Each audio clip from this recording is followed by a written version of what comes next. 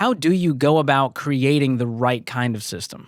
Great question. So I'm going to give you the most simple answer, and then it'll be a little bit more complex in how we bring it about. But as a leader, what we can do is very, very simply ask three questions, or I should say answer three questions. The first question would be, what is expected? Like if we're a pastor and we want everyone to receive a follow-up phone call by Monday, that's expected. Or if we want all of our employees to receive feedback within 2 hours of a presentation or whatever, what is expected? Then we're going to ask what is rewarded and what is corrected. So if we can determine very, very clearly, this is what is expected. We want this product to launch by October the 31st. We want to close on our building by such and such time. We want to hire a staff member to be in this role by the beginning of the third quarter, whatever. We're clear on the what. And then we reward whatever's done well. If you get it done, you get a bonus, you get a high five, you get your name applauded. And if we correct what's not done well, meaning if you don't hit that deadline, you hear about it, you don't get your bonus, you don't get your raise, you don't get us clapping for you, you get corrected. What's going to happen is you're going to create the system. Your team is. It's not our job to create the systems. In fact, if we're creating all the systems, we're limiting the organization. Our job is to be really, really clear on the expectations. Here's what we want to see happen. For example, I'm a pastor. Let's say we want all first-time guests to receive a phone call or a text or an email by noon on Monday after coming to church. If we say that's what we want to see happen, and then we applaud it when it is, correct it when it's not, our team's going to develop the system. When they develop it, they own it, it's theirs, they believe in it. If they're getting the end result, it's a good system. If they're not getting the desired end result, then it's our job as leaders to come in and say, this was what was expected, why didn't you do it, and bring correction. And then they'll work the system out. So again, it sounds overly simplistic, but it's not. It's clarity. Here's what we want to see happen, by when, and we're going to trust you to figure out the how. The more that you can delegate and empower your team to create systems, the more they're going to own it, the more they're going to believe in it. And if I created all the systems, it would, number one, it wouldn't be very good. But two is there wouldn't be emotional buy-in because that was Craig's system. I don't need things done my way. What I want the outcomes to be what we've all agreed the outcomes should be. And if we hire good people, they're going to create good systems. And then we don't just let them run forever. We analyze them. We ask, how can we make them better? What do we need to change?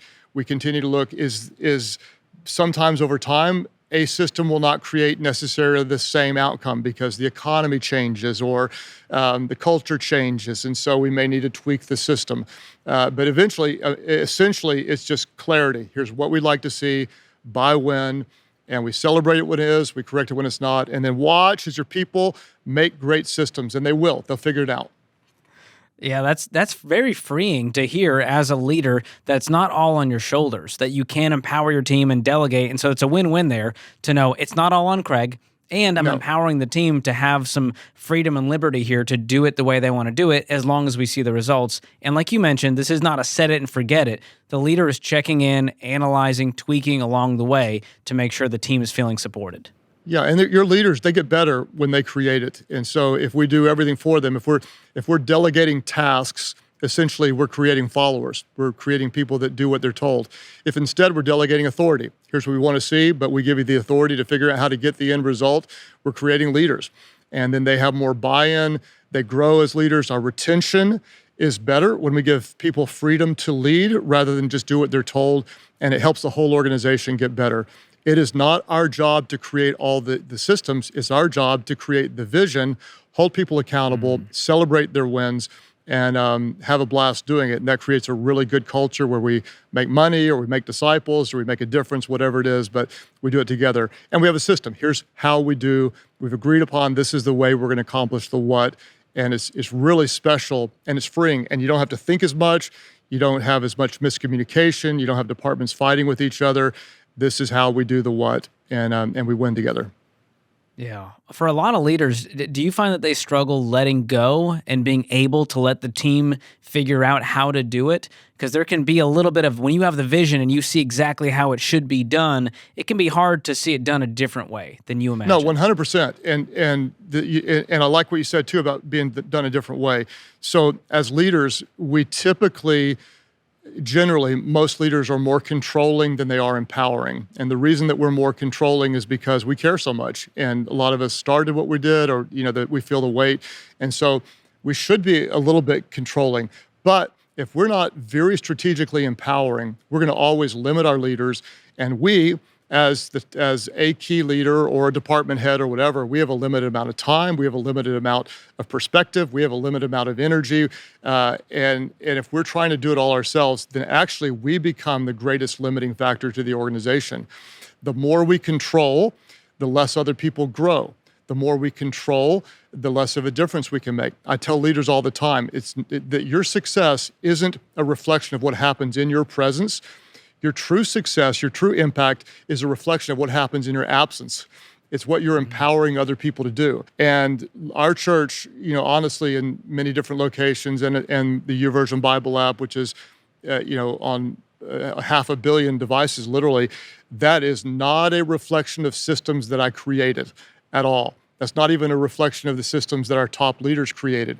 That's a reflection of many leaders who believed in other great leaders, who together agreed upon a goal and celebrated it when people hit the goal and corrected it when they didn't. And then hundreds of really, really capable leaders in our organizations created systems upon systems upon systems.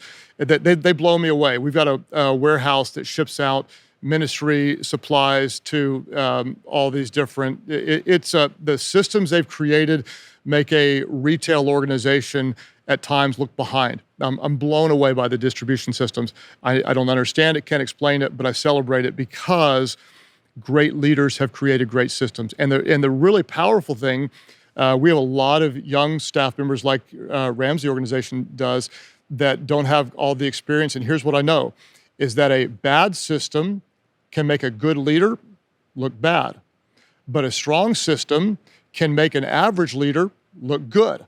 So it's, again, I'll say it, I'm a boring leader. Boring people say the same things over and over again, but they're effective.